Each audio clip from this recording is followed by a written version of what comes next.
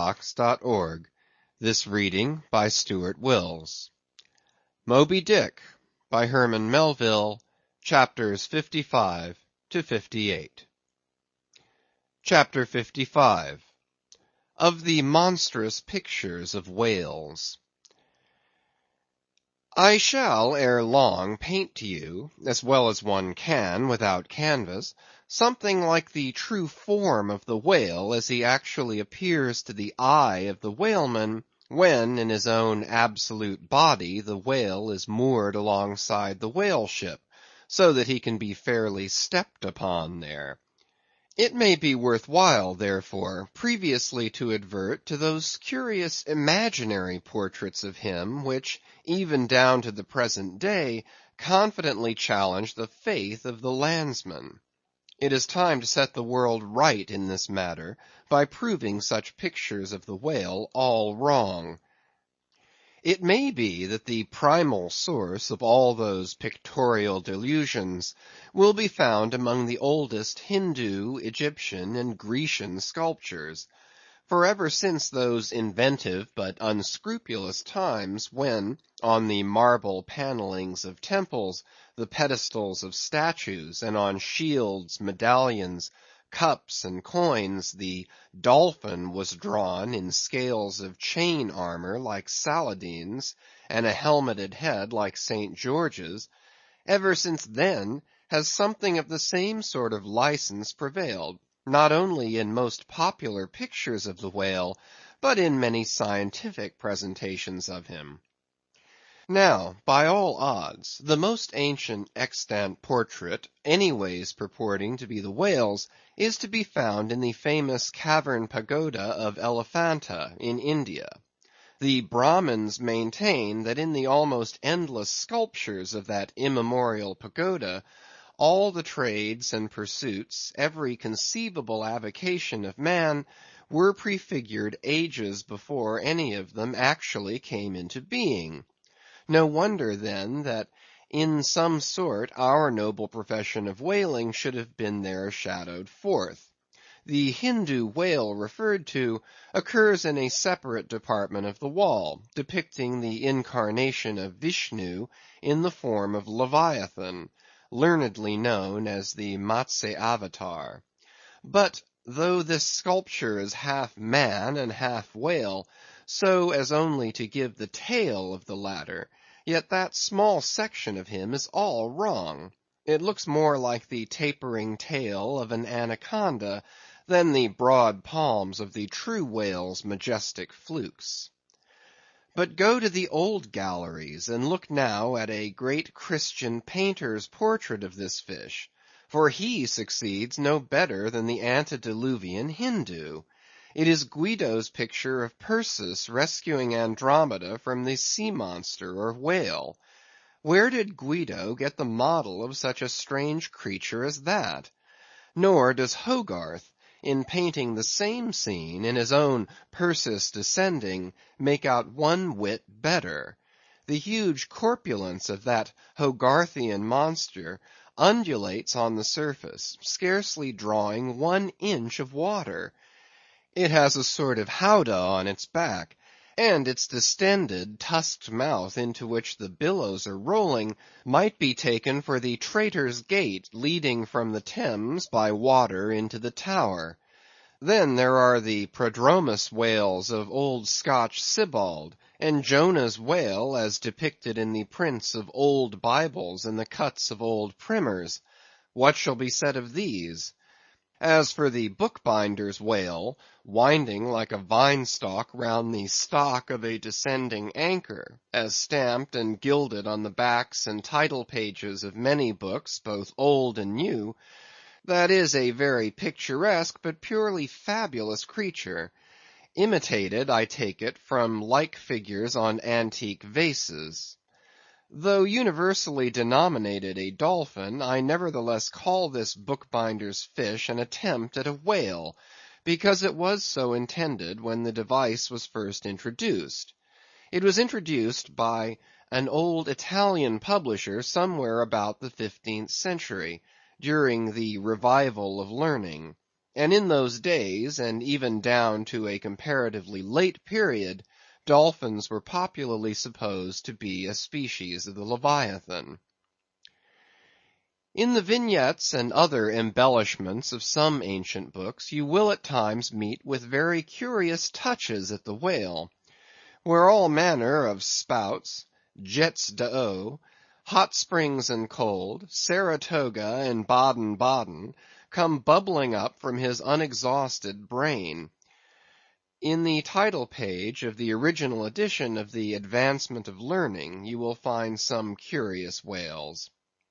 But quitting all these unprofessional attempts, let us glance at those pictures of Leviathan purporting to be sober, scientific delineations by those who know.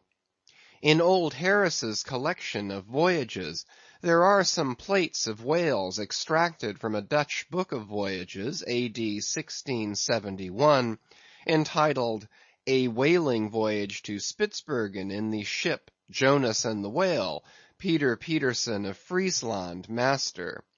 In one of those plates, the whales, like great rafts of logs, are represented lying among ice isles, with white bears running over their living backs. In another plate, the prodigious blunder is made of representing the whale with perpendicular flukes. Then again, there is an imposing quarto, written by one Captain Culnet, a post-captain in the English Navy, entitled A Voyage round Cape Horn into the South Seas for the purpose of extending the spermaceti whale fisheries. In this book is an outline purporting to be a, picture of a physeter or spermaceti whale drawn by scale from one killed on the coast of Mexico, August 1793, and hoisted on deck.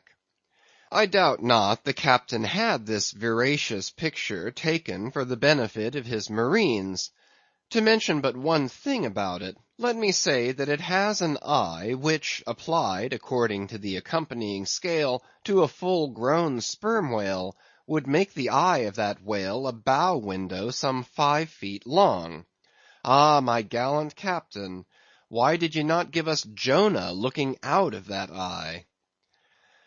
Nor are the most conscientious compilations of natural history for the benefit of the young and tender free from the same heinousness of mistake. Look at that popular work, Goldsmith's Animated Nature. In the abridged London edition of 1807, there are plates of an alleged whale and a narwhale. I do not wish to seem inelegant, but this unsightly whale looks much like an amputated sow, and as for the narwhale, one glimpse at it is enough to amaze one, that in this 19th century such a hippogriff could be palmed for genuine upon any intelligent public of schoolboys. Then again, in 1825, Bernard Germain, Count de Lacépède, a great naturalist, published a scientific systematized whale book, wherein are several pictures of the different species of the Leviathan. All these are not only incorrect, but the picture of the Mysticetus or Greenland whale, that is to say the right whale, even Scoresby, a long experienced man as touching that species, declares not to have its counterpart in nature. But placing of the cap sheaf to all this blundering business was reserved for the scientific Frederick Cuvier, brother to the famous Baron.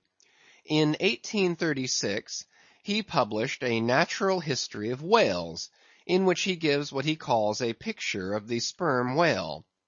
Before showing that picture to any Nantucketer, you had best provide for your summary retreat from Nantucket.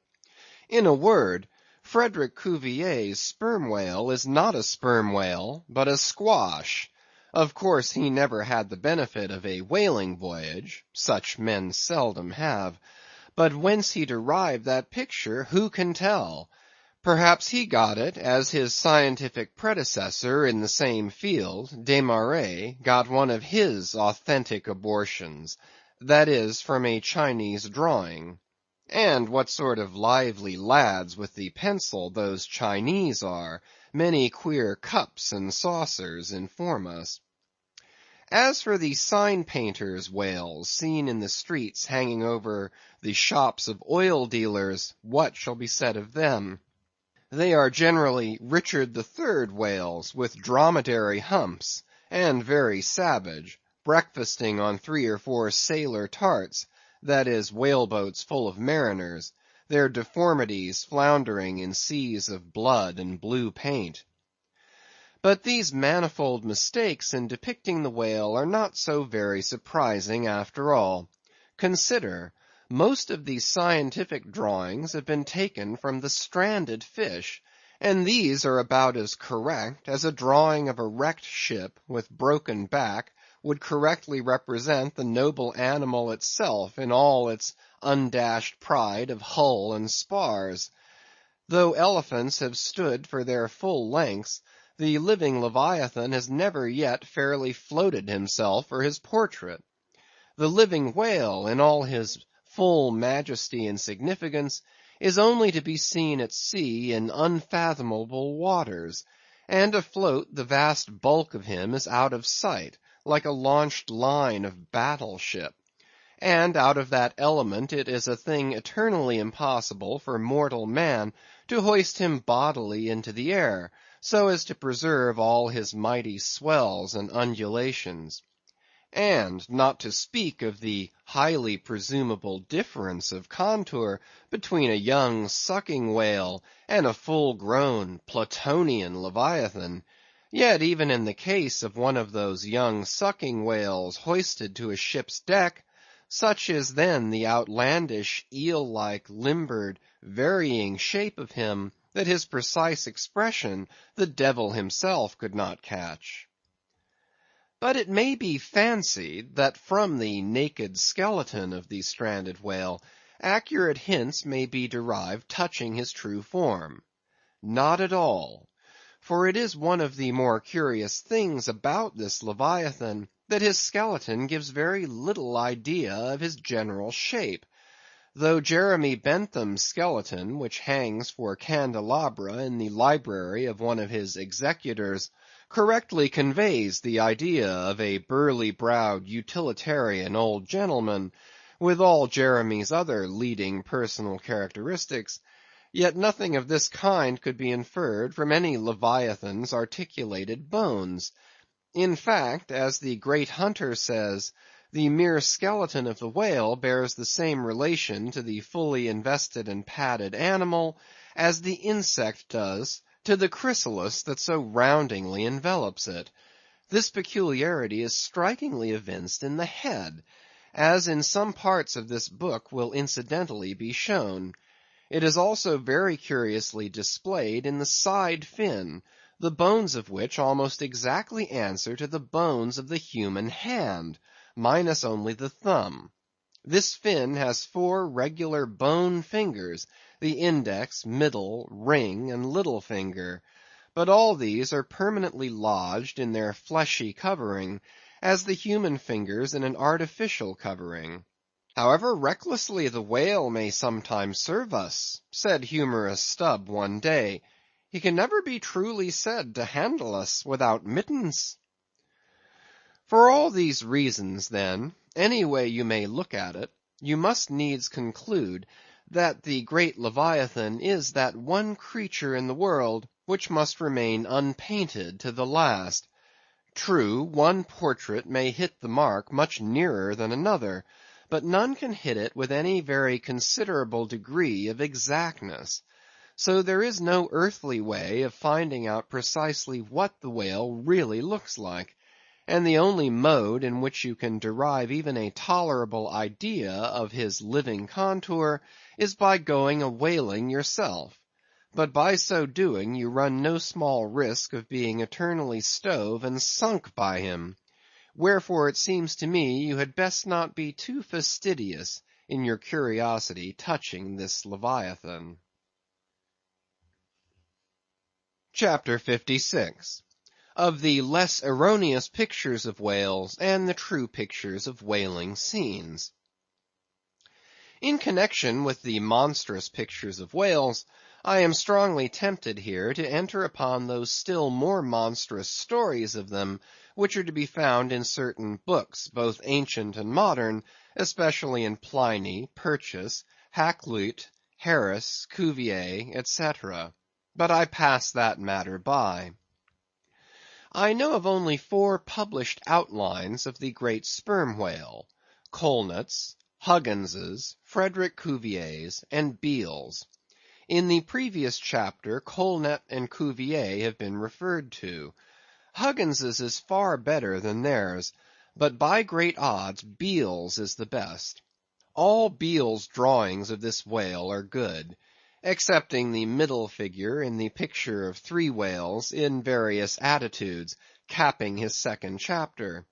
His frontispiece, boats attacking sperm whales, though no doubt calculated to excite the civil skepticism of some parlor men, is admirably correct and lifelike in its general effect. Some of the sperm whale drawings in J. Ross Brown are pretty correct in contour, but they are wretchedly engraved. This is not his fault, though.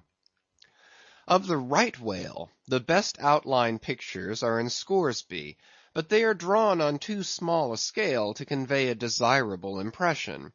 He has but one picture of whaling scenes, and this is a sad deficiency, because it is by such pictures only, when at all well done, that you can derive anything like a truthful idea of the living whale as seen by his living hunters. But taken for all in all, by far the finest, though in some details not the most correct, presentations of whales and whaling scenes to be anywhere found, are 2 large French engravings, well executed, and taken from paintings by one Garnery. Respectively, they represent attacks on the sperm and right whale. In the first engraving, a noble sperm whale is depicted in full majesty of might, just risen beneath the boat from the profundities of the ocean, and bearing high in the air upon his back the terrific wreck of the stoven planks. The prow of the boat is partially unbroken, and is drawn just balancing upon the monster's spine, and standing in that prow, for that one single incomputable flash of time, you behold an oarsman, half shrouded by the incensed boiling spout of the whale, and in the act of leaping as if from a precipice. The action of the whole thing is wonderfully good and true. The half-emptied line-tub floats on the whitened sea. The wooden poles of the spilled harpoons obliquely bob in it. The heads of the swimming crew are scattered about the whale in contrasting expressions of affright, while in the black stormy distance the ship is bearing down upon the scene. Serious fault might be found with the anatomical details of this whale, but let that pass, since for the life of me I could not draw so good a one. In the second engraving, the boat is in the act of drawing alongside the barnacled flank of a large running right whale, that rolls his black weedy bulk in the sea like some mossy rock slide from the Patagonian cliffs. His jets are erect, full, and black like soot, so that from so abounding a smoke in the chimney, you would think that there must be a brave supper cooking in the great bowels below. Sea fowls are pecking at the small crabs, shellfish, and other sea candies and macaroni, which the right whale sometimes carries on his pestilent back. And all the while, the thick-lipped Leviathan is rushing through the deep, leaving tons of tumultuous white curds in his wake, and causing the slight boat to rock in the swells like a skiff caught nigh the paddle wheels of an ocean steamer. Thus the foreground is all raging commotion, but behind, in admirable artistic contrast, is the glassy level of a sea becalmed, the drooping unstarched sails of the powerless ship, and the inert mass of a dead whale, a conquered fortress with the flag of capture lazily hanging from the whale pole inserted into his spout hole. Who Garnery, the painter, is or was, I know not; but my life for it, he was either practically conversant with his subject, or else marvellously tutored by some experienced whaleman. The French are the lads for painting action. Go and gaze upon all the paintings of Europe, and where will you find such a gallery of living and breathing commotion on canvas as in that triumphal hall at Versailles, where the beholder fights his way pell-mell through the consecutive great battles of France, where every sword seems a flash of the northern lights, and the successive armed kings and emperors dash by like a charge of crowned centaurs. Not wholly unworthy of a place in that gallery are these sea-battle pieces of Garnery. The natural aptitude of the French for seizing the picturesqueness of things seems to be peculiarly evinced in what paintings and engravings they have of their whaling scenes. With not 1/10 of England's experience in the fishery, and not the 1,000th part of that of the Americans, they have nevertheless furnished both nations with the only finished sketches at all capable of conveying the real spirit of the whale hunt. For the most part, the English and American whale draughtsmen seem entirely content with presenting the mechanical outline of things, such as the vacant profile of the whale, which, so far as picturesqueness of effect is concerned, is about tantamount to sketching the profile of a pyramid. Even Scoresby, the justly renowned right whaleman, after giving us a stiff, full length of the Greenland whale, and 3 or 4 delicate miniatures of narwhales and porpoises, treats us to a series of classical engravings of boat hooks, chopping knives, and grapnels, and, with the microscopic diligence of a Leeuwenhoek, submits to the inspection of a shivering world 96 facsimiles of magnified Arctic snow crystals. I mean no disparagement to the excellent voyager. I honor him for a veteran. But in so important a matter, it was certainly an oversight not to have procured for every crystal a sworn affidavit taken before a Greenland justice of the peace. In addition to those fine engravings from Garnery, there are 2 other French engravings worthy of note, by someone who subscribes himself H. Duran. One of them, though not precisely adapted to our present purpose, nevertheless deserves mention on other accounts. It is a quiet noon scene among the isles of the Pacific. A French whaler anchored inshore in a calm, and lazily taking water on board, the loosened sails of the ship, and the long leaves of the palms in the background, both drooping together in the breezeless air. The effect is very fine, when considered with reference to its presenting the hardy fishermen under one of their few aspects of oriental repose. The other engraving is quite a different affair.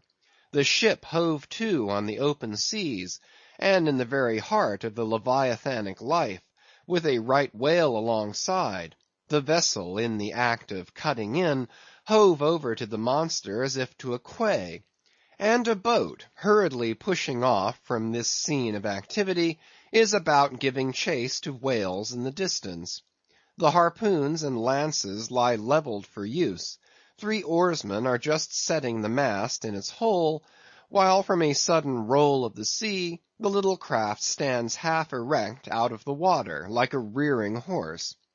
From the ship, the smoke of the torments of the boiling whale is going up like the smoke over a village of smithies, and to windward a black cloud, rising up with earnest of squalls and rains, seems to quicken the activity of the excited seamen.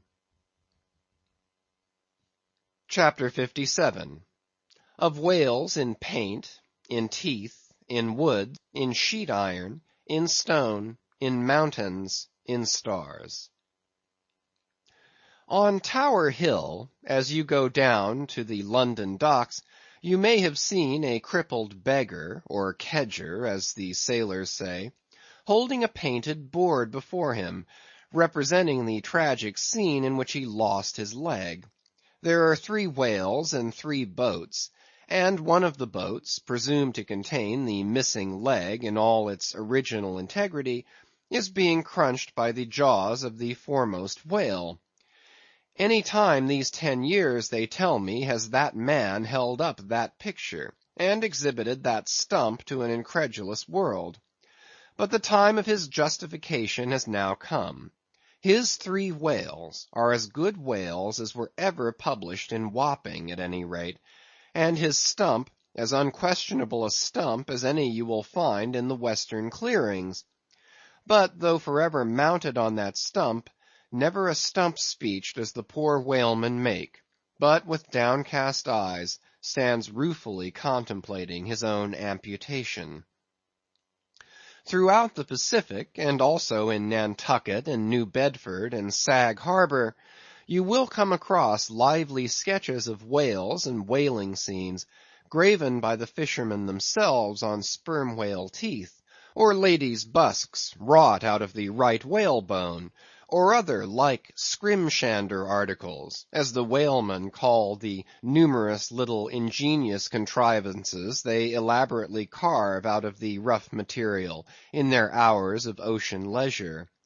Some of them have little boxes of dentistical-looking implements, specially intended for the scrimshandering business. But in general they toil with their jackknives alone, and with that almost omnipotent tool of the sailor, they will turn you out anything you please, in the way of a mariner's fancy. Long exile from Christendom and civilization inevitably restores a man to that condition in which God placed him, i.e., what is called savagery. Your true whale hunter is as much a savage as an Iroquois. I myself am a savage, owing no allegiance but to the king of the cannibals, and ready at any moment to rebel against him. Now one of the peculiar characteristics of the savage, in his domestic hours, is his wonderful patience of industry. An ancient Hawaiian war club or spear paddle, in its full multiplicity and elaboration of carving, is as great a trophy of human perseverance as a Latin lexicon. For with but a bit of broken sea-shell or a shark's tooth, that miraculous intricacy of wooden network has been achieved, and it has cost steady years of steady application. As with the Hawaiian savage, so with the whale sailor savage. With the same marvelous patience, and with the same single shark's tooth of his one poor jackknife, he will carve you a bit of bone sculpture, not quite as workmanlike, but as close-packed in its maziness of design as the Greek savage Achilles' shield, and full of barbaric spirit and suggestiveness as the prints of that fine old Dutch savage, Albrecht Dürer. Wooden whales, or whales cut in profile out of the small dark slabs of the noble South Sea warwood, are frequently met with in the forecastles of American whalers. Some of them are done with much accuracy. At some old gable-roofed country houses you will see brass whales, hung by the tail for knockers to the roadside door. When the porter is sleepy, the anvil-headed whale would be best. But these knocking whales are seldom remarkable as faithful essays. On the spires of some old-fashioned churches you will see sheet-iron whales, placed there for weathercocks, but they are so elevated, and besides that are to all intents and purposes so labelled with hands off, you cannot examine them closely enough to decide upon their merit.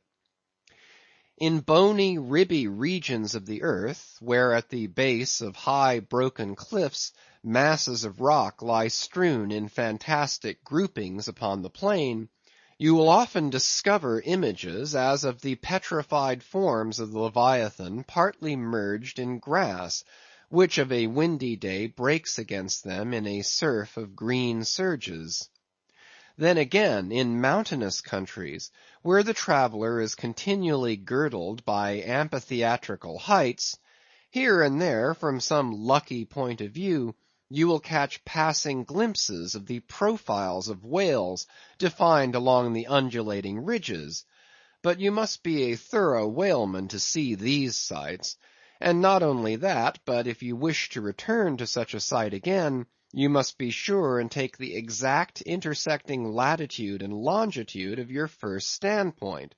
Else so chance-like are such observations of the hills, that your precise previous standpoint would require a laborious rediscovery, like the Saloma Islands, which still remain incognita, though once high-ruffed Medana trod them, and old Figuera chronicled them.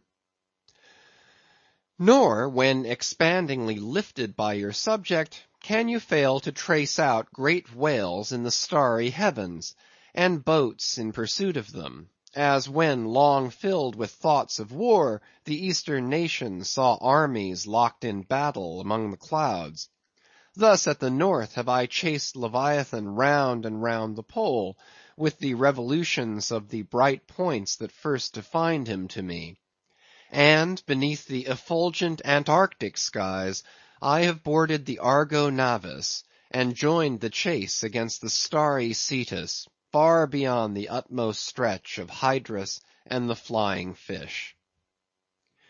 With a frigate's anchors for my bridle bits, and fasces of harpoons for spurs, would I could mount that whale, and leap the topmost skies, to see whether the fabled heavens, with all their countless tents, really lie encamped beyond my mortal sight.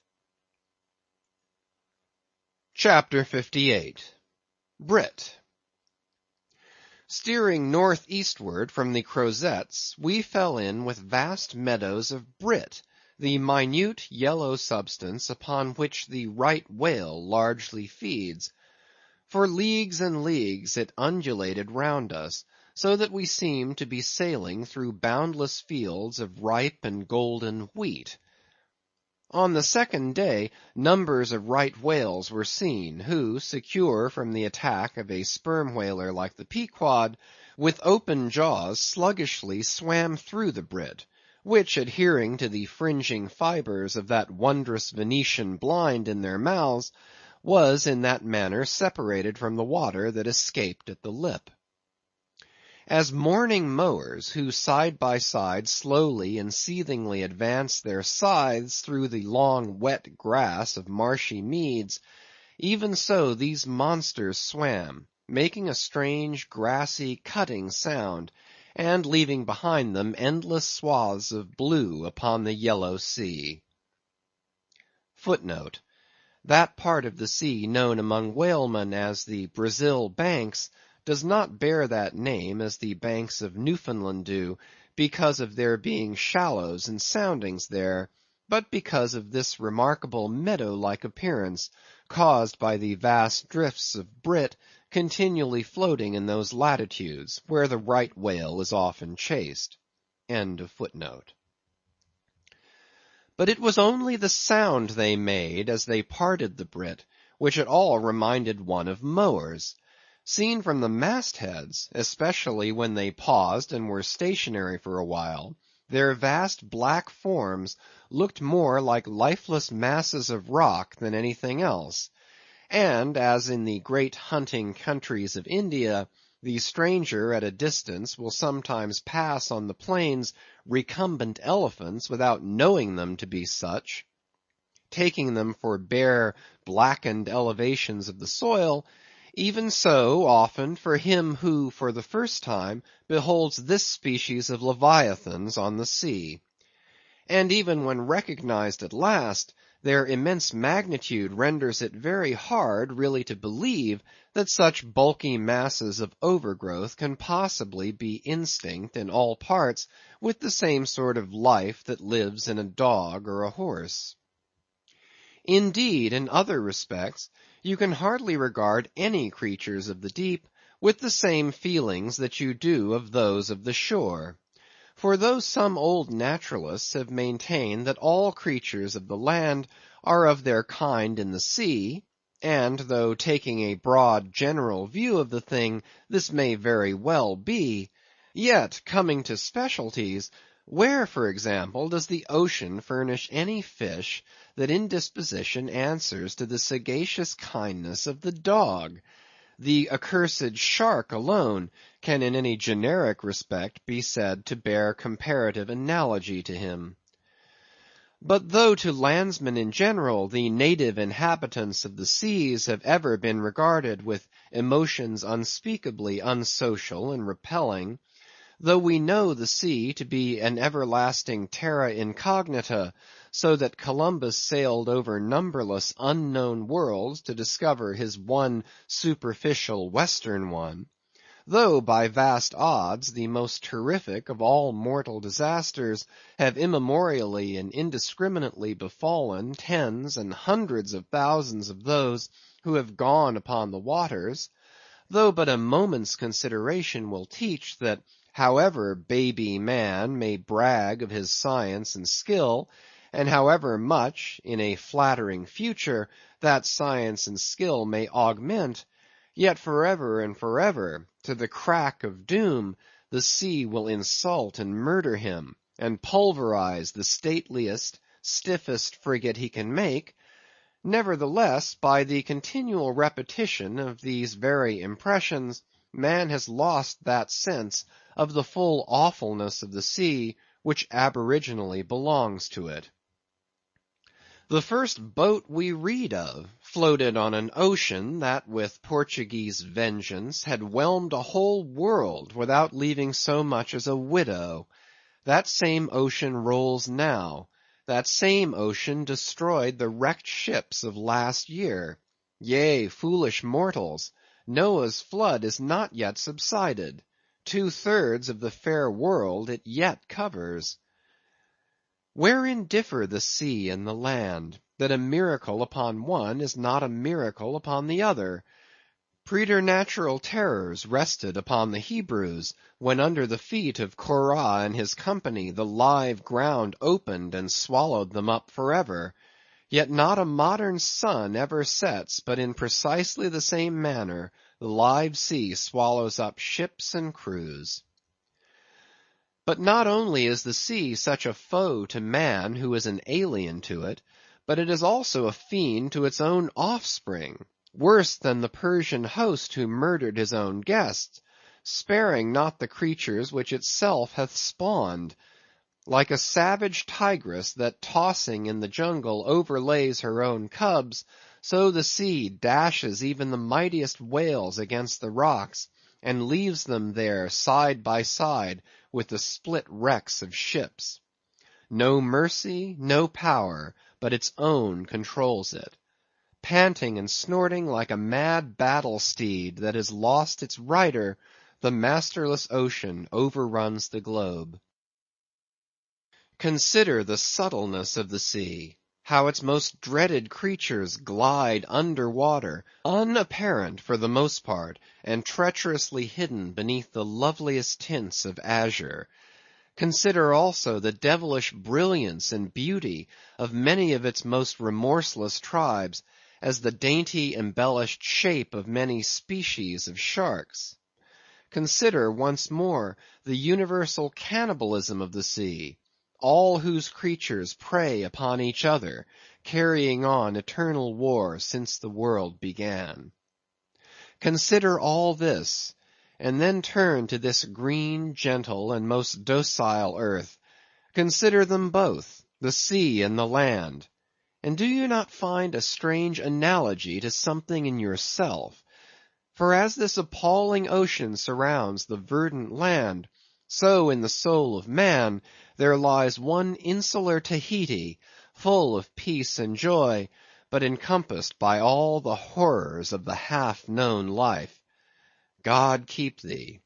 Push not off from that isle. Thou canst never return. End of chapters 55 to 58.